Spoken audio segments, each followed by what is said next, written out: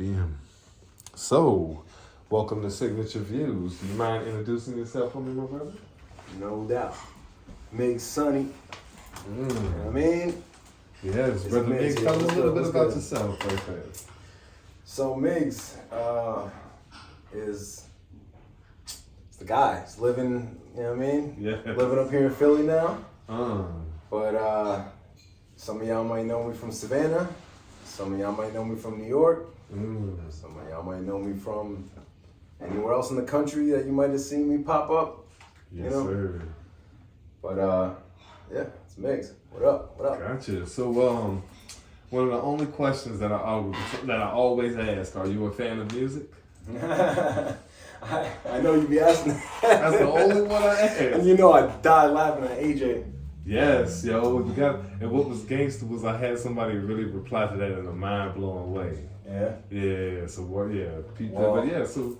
Yeah. So my response is, am I a fan of music? It's like, of course, you know. It's are you a fan of life? Like, it's the same.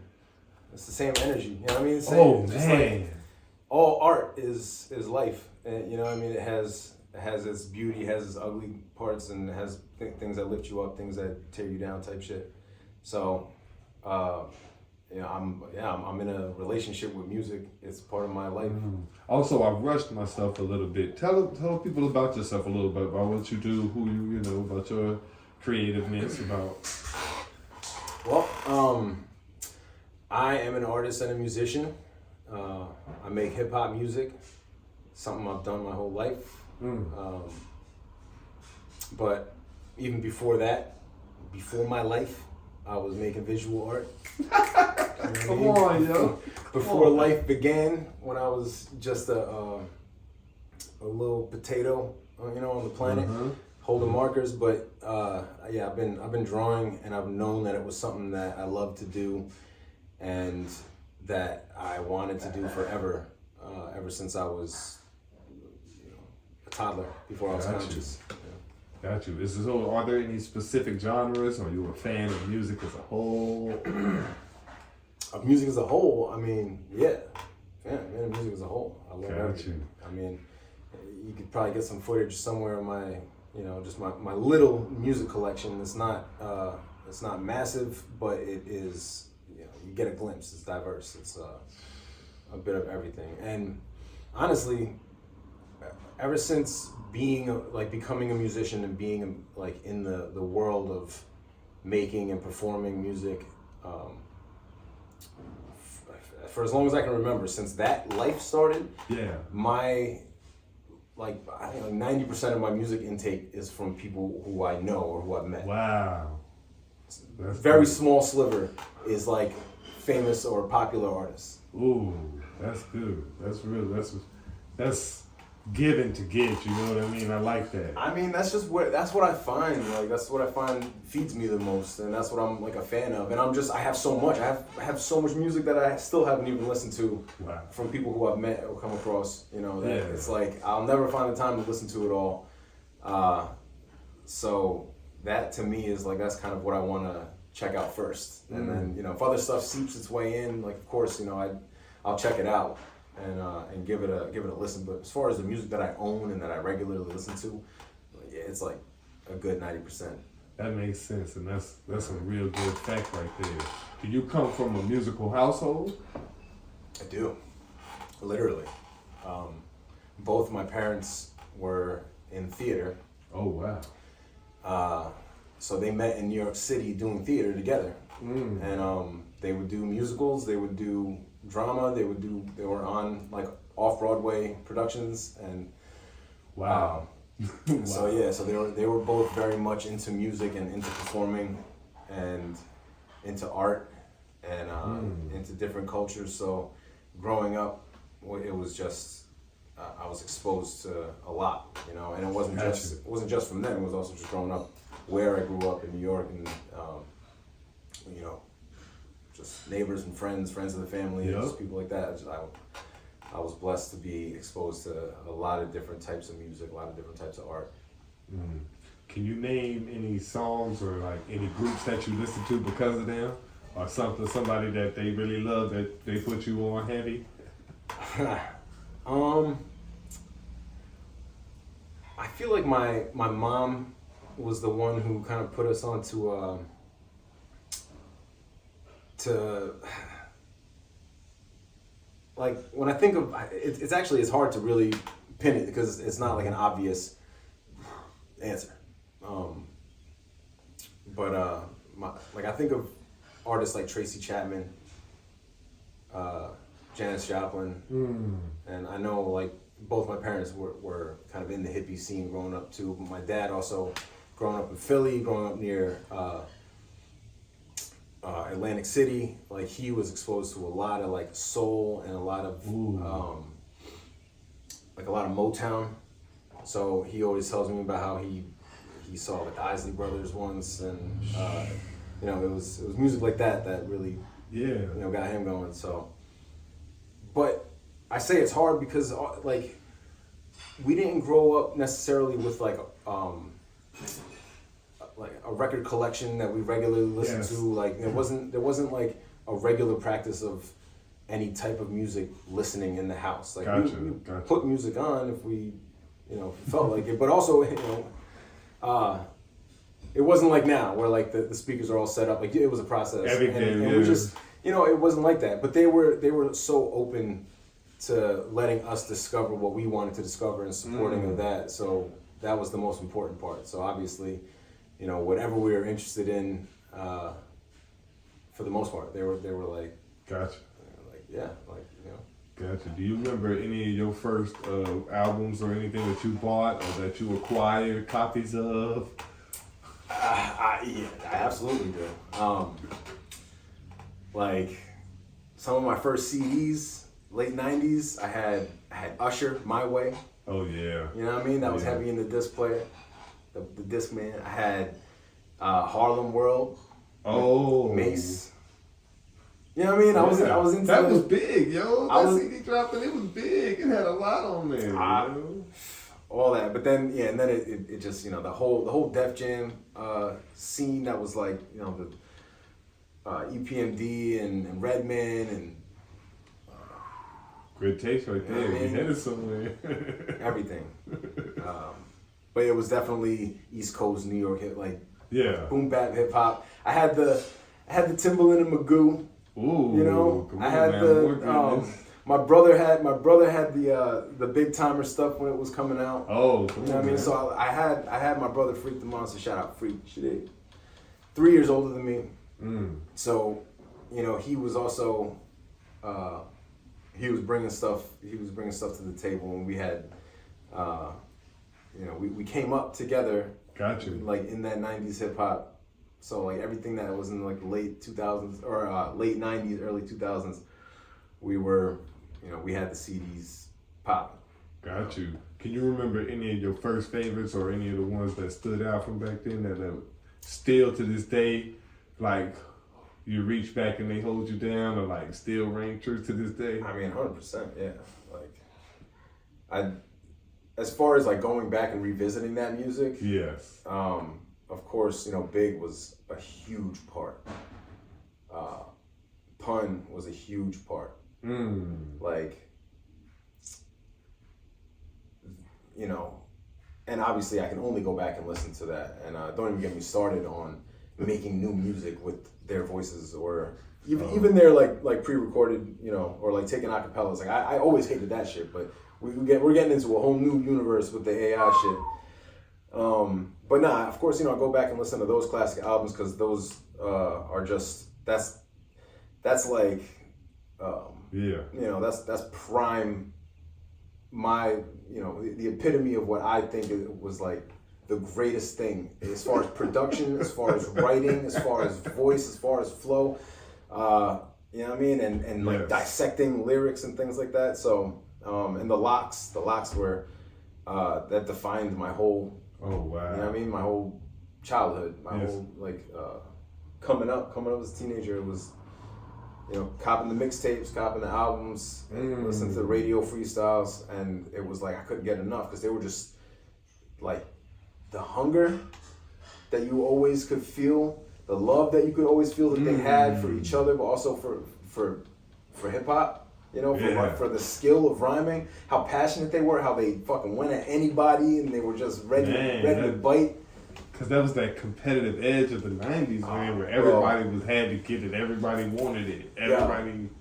If my Philly friends could see, like, footage of me hanging on the block in New York as a kid, like, arguing about lots versus state property, you know, and just spitting, like, you know, Jada Kiss's crazy, like,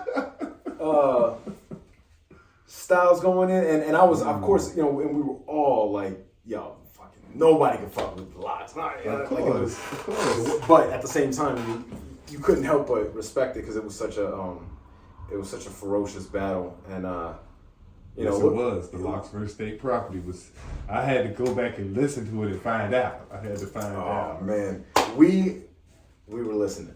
When it was happening, we were tuned in. We were getting, you know, whatever. It was like either on mixtapes or like you caught it live on the radio, but they would usually just get the audio and put it on mixtapes. Or I think around that time we were also like downloading music. Yes. On like LimeWire. That was a thing back then. All that. So we'd burn CDs and we would bump these joints like there was no tomorrow. We would skip school and just kick it, you know what I mean? Burn and bump this shit and just be like, oh my God. Yes, yo. Do you have do you do favorites, like top fives, or like do you hold anybody into the... Nah, I could never. I really, like... I don't know, I agree with you on that, yo. Because like it changes and there's so many that I'm a student of the game, yo. It's not a individual that's gonna be able to just sit there and hold a title like that for me. Yeah, but I mean, when I think of who are just you know, the flawless MCs, and as soon as you hear their voice, you know it's just, you're gonna hear like top tier rhyming. Yeah. And that's what I think about too when you think about who's the best. Like, I really don't think about going to, you know, who can craft like an album or a classic or how many classics they got. It's not like you know, a lot of people look at it like stats, like sports stats, and I just look at it as, you know, who resonates with me. Yo, great word. I feel that deeply. So yeah, like when I listen to AZ, when I hear AZ come on, and Kool G Rap, which they were two of the first actual artists that I saw live here in Philly when I first moved up here. Oh wow! Like together on the same show, and I was like, this is what the fuck I'm talking about. This is like, you know what I mean? Like, obviously, you know, no shade to Savannah, but we all know that it's a small city. It's a diamond in the rough, and you're lucky to get very much, you know, whatever you get as far as like legendary artists coming through. Yeah. But as soon as I moved up here, it was like instantly, it was like, oh shit, I got the Beat Nuts coming into town. Ari the Rugged Man's gonna be here the next week, and then so and so and so and so. It was like every other week there was some crazy show going on that I was like, all right, so let's go, let's get it. Gotcha. So do you have a favorite show that you've seen, period, so far, or one that's just really opened you? Like, yeah, this is. Man, yeah, it's been overwhelming. There's been so many, and all of them dope for different reasons. But the last show that I went to, or the last big show I went to, was Jedi Mind Tricks. Oh wow! Yeah. And it was dope because it was like kind of like a culmination of all the other shows I'd been to and all the work that I put in both making music and making art. Because that's also how it started with the Kool G Rap and AZ show. I had portraits done of them, and when I went to the show, I was still new in the city, so all my friends that I knew, we barely knew each other. Yeah, so I didn't have any real like pull. I just showed up. Me and my brother went to the show, and it was just us. And I was like, I'm sure I'm gonna run into somebody, but I'm determined to get these pieces to these guys. They're here. I'm gonna do it. And lo and behold, chopped it up with so and so. I met, whoever I met, was like, oh yeah. And I got to meet him, got to give him the art, and kick it with him. And then that's happened multiple times, but every time it gets just more natural. It gets more like I'm not like just showing up and and being like, all right, I gotta figure out a way to do this. It's more like, yeah, it's arranged. Yeah, well, it's I'm comfortable in this now, and also I know that like when I do get in there, I'm gonna know a handful of people. I'm gonna with the Jedi Mind show. At the moment I got backstage, as soon as I opened the door, I seen just a pocket of like some of my homies who were just like, "Oh, Miggs, what up?" I'm like, "Oh, psh, boom," and then like, all official. You know what I mean? And then next thing you know, yeah, I'm doing what I'm supposed to be doing. Yeah. I'm in the room I'm supposed to be in. I'm watching the show from backstage while it's just packed out, playing classics that I grew up listening to. Wow. You know what I mean? Yeah. Timeless feeling, yo. That's what that's what I came to do, and that's why that was one of my favorite shows because it was such a like a confirmation of like this is what I should be doing. Yeah, that's gotta feel great. Yeah. What's the furthest you've ever been to see a show? The furthest I've ever gone to see a show. To see a show. Mm-hmm.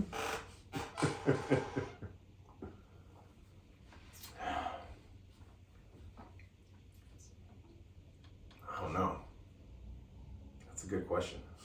I mean, for me, it was Atlanta. I've driven to Atlanta a couple times. I've driven to Atlanta a couple times. For some concerts. So that's for those that don't know, that's a 3.5 hour drive. Is it? I think it was like 4. Yeah, it's like 4 on a bad day. 4 on a bad day, 3.5, 4. But yep, when I was in Savannah, I'd driven to Atlanta a couple times. Yeah, I'm trying to think of shows that I just went to go see and not like be at, not be on the show. That's the struggle of an artist right there. That's a good thing. That's a good thought process. It's when I was living in Savannah, I did come up to New York to go to a show. One of the first big concerts I went to was Rock the Bells. Oh yeah, that had to be worth it. Oh yeah. Oh my God, that was worth everything. I came up and again, just me and Freak the Monster, we just rolled out and went to Randall's Island, I think, in New York. Mm-hmm. Walked across, I don't know what bridge it was, but just, just walking through New York. And we saw the Roots, saw Rakim, Jedi Mind was there again, Black Star, and it was headlined by Wu-Tang and Rage Against the Machine. Come on, man. How does it get, come on, man. That sounds like a fucking win to me. Yo. There was nothing like that. Nothing like that. In 2007. Oh, so this going down. Yeah. Yeah. Wide open. Yeah. Oh well, is there anybody you waiting to see or you would like to catch? I've been interested in seeing a Run the Jewels show. Oh wow. Yeah. Is there any specifics why, or you just them?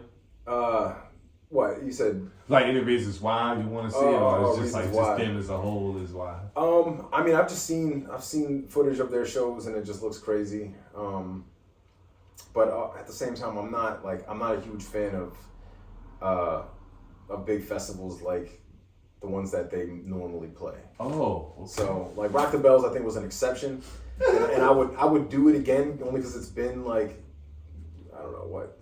15 years, something like that. Yeah, 2007. But I'm not like a big festival, like goer.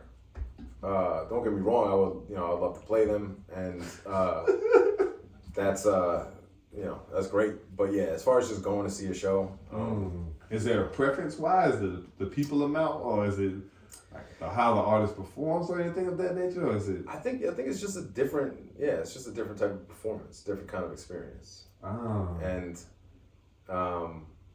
it seems like a bit more of a show rather than like an actual I don't want to say intimate performance because I don't mean that's like the polar opposite. But like I want to hear the person performing I want to see them doing what they're doing. I don't want to see like, you know, if you're too far back, you get the echo of the sound, you know, like the delayed effect, or you know, a lot of those times I know that, and that's one of the reasons why I said Run the Jewels, because I was gonna say a lot of these bigger shows, you get a lot of rapping over vocals, but like I think that they don't do that at all, which is obviously what I'm into. Yes. I don't want to hear recorded vocals. I don't care what size venue. So. Yeah, I feel you on that, especially being a big fan of music, man. Like that raw performance means something, yo. Gotcha. So, to move forward, do you have a favorite era of rap, or that you hold to, or that you?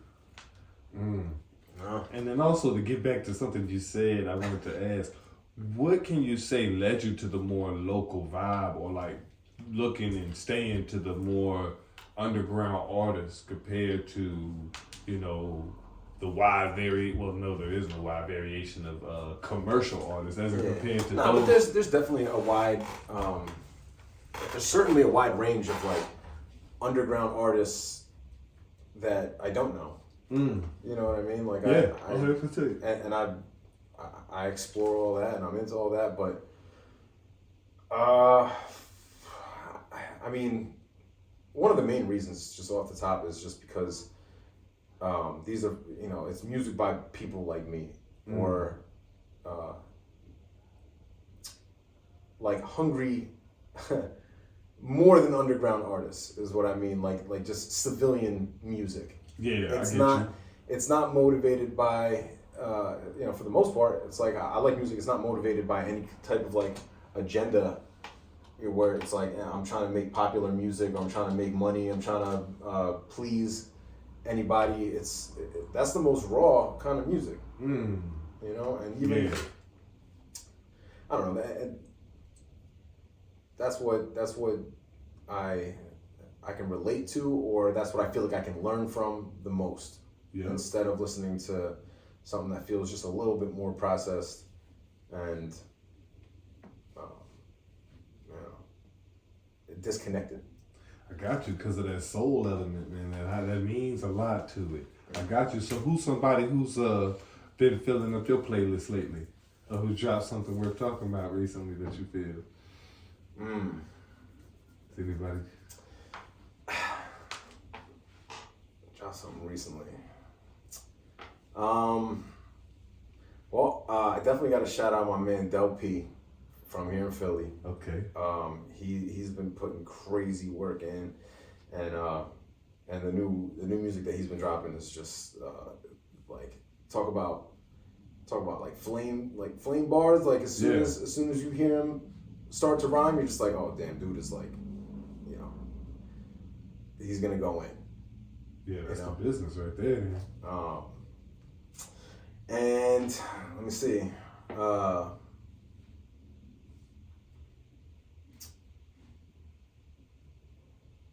don't know. I'm trying to play. Nah, that's how it goes. Pressure. Got you. Do you have a favorite way that you listen to your music, or like, do you have like a certain like? Because I know being an artist, certain people may get over like a little bit specific about how they, you know, listen to their music, like staying away from the streaming apps or anything of that nature. I don't consciously stay away from the streaming apps. I just do. That's just not how I listen to music. Got you. You know, I don't have the apps installed. I barely have an account. You know what I mean? I have an artist account, but that's just not how I listen to music.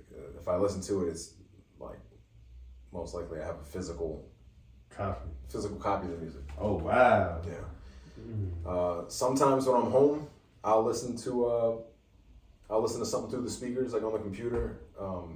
But I'll probably be on Bandcamp or YouTube. Maybe SoundCloud, but like, you know, other than that, I got the stereo behind you, which I haven't fired up in a minute because life, but I don't even think it's plugged in. Dang, that's how it be sometimes though, man. I feel you on that. How do you have a favorite way of discovering new artists, or a specific way, or is it just any way that you like to?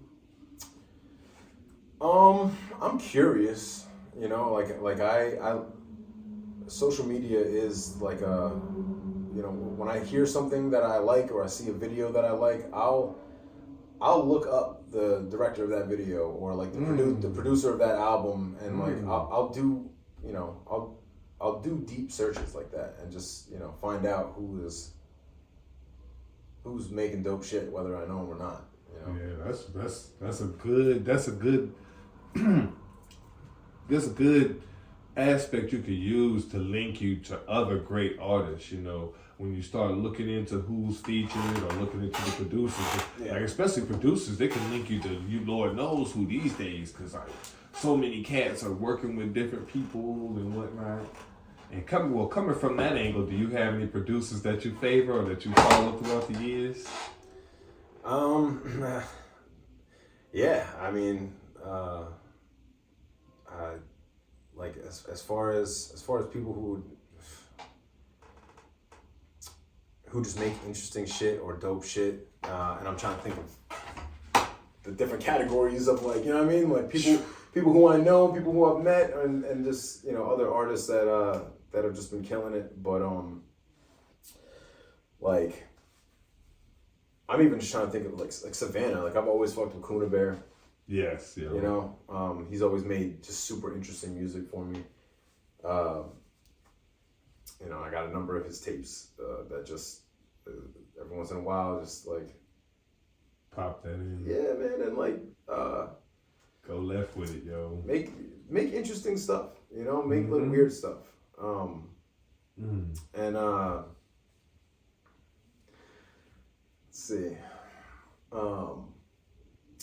I've been rocking with Stu Bangas, who's he's one of these like underground titans that's been around for a long time. He's worked with a lot of like the Jedi Mind Tricks and Army of the Pharaohs, like the Philly underground and New York underground scene. And I actually, you know, I got to work with him recently, or I did an album cover that he was featured on. Oh wow! And you know, and that also just drew me in closer, because it's also like I know so many people, or I get glimpses of their work, but doing that, like that deep dive, it's like I can't. Yeah. Never in my entire life could I know everybody's full, like how deep their discography goes or how the catalog goes. That's awesome. So, you know what I mean? But you know, I got my man Trey 8 out in New York. Okay. Who he's been rocking with us. Okay. We had him come to both of our album release parties and open up for us. He's been killing it lately. Out in New York, and just producing, making, you know, rhyming, making music. Gotcha. Again, just with the hunger, you know. I definitely understand that, because that'll definitely get you attracted into an artist when you hear him just hungry, going crazy over the beats, man. So I took another step back into, is there anyone that you've listened to on the randomness, or just was like a reach to do something different and was like completely blown away and just was like, oh yeah, I love this?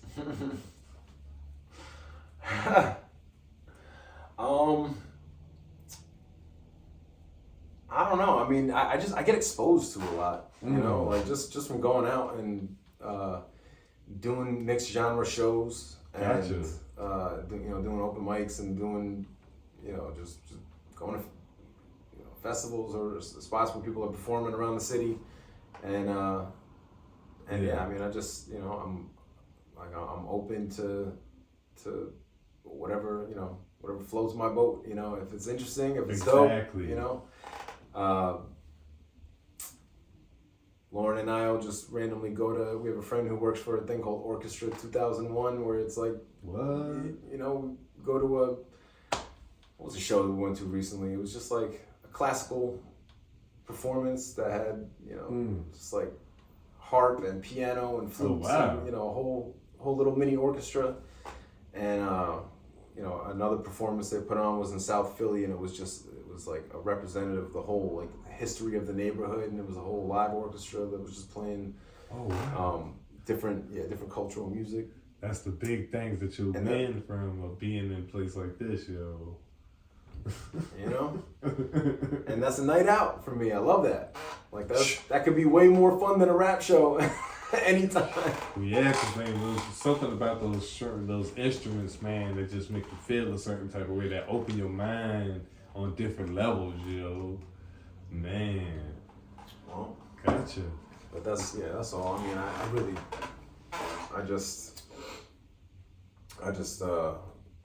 I'm open for, you know, a good time, open to all kind of music that strikes me, and it could be really anything. I highly agree with that one. Well, to bring it to a head, tell the people how to find you. How would they like if they wanted to get a hold of you for any of those musical purposes or find your music? You need me on anything or anywhere. Oh, yes. Yeah, I'll definitely put that in the camera's face. Yeah, get a good glimpse of that, y'all. It is now Miggs Sunny everything. MiggsSunny.com, Miggs.Sunny on social media. Show you another glimpse of the artwork. I don't know how that's gonna come through, but that is a very cold picture, yo. DMX. That is a very cold picture. Got you. And to bring it to a head, let's see. Give me a good random question. Oh, back to the mixtape days. Well, hold up. Who won out of state property in the lots? Come on now. Out of state property in D Block. I think it was state property versus D Block. D Block. Specific. Technically, that's they were pushing at the time, but you know, we all know who, you know, the real challenge was. Well, because you know, I think state prop might have had like an equivalent to J Hood somewhere in there. Or like, you know, it was a balanced battle, but it was obviously like Freeway and Beanie Siegel mainly, with some help from Young Chris, who I think was one of the unsung contenders of that whole thing, versus Chic, Jada, and Styles. You know what I mean? But it was like it was an even bout. But yeah, I mean, I just gotta say, look who's still here as a group, killing it and making fire. Wow. Beans will tell you if he wasn't in his feelings. That was always one of my favorite quotes, man. I'm sorry. Well, thank you for your time, Miggs. Man, this has been awesome. Yeah, this is Signature Views. Peace, everybody.